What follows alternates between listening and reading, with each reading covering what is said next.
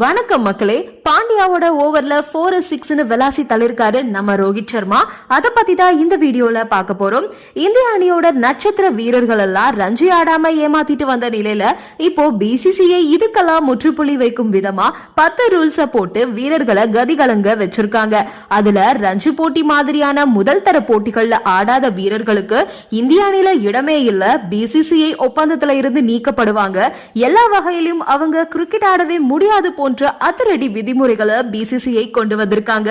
விளையாட்டு போட்டிகள்ல கிரிக்கெட்ல மட்டும்தான் கடுமையான ரூல்ஸ்கள் இல்லாத நிலையில இப்போ அத பிசிசிஐ அமல்படுத்தியிருக்காங்க.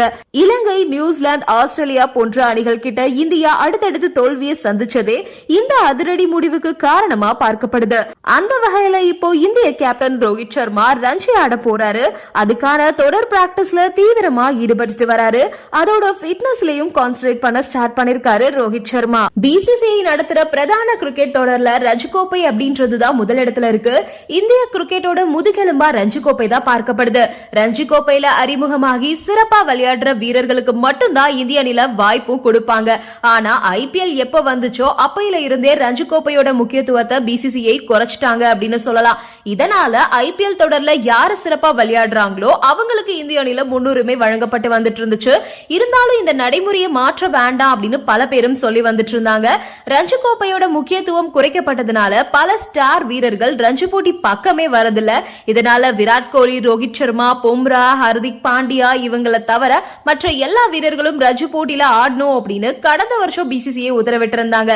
இருந்தாலும் விராட் கோலி, ரோஹித் சர்மா போன்றவர்கள்லாம் சர்வதேச கிரிக்கெட் போட்டிகள்ல இப்ப தடுமாறிட்டு வந்துட்டு இருக்காங்க.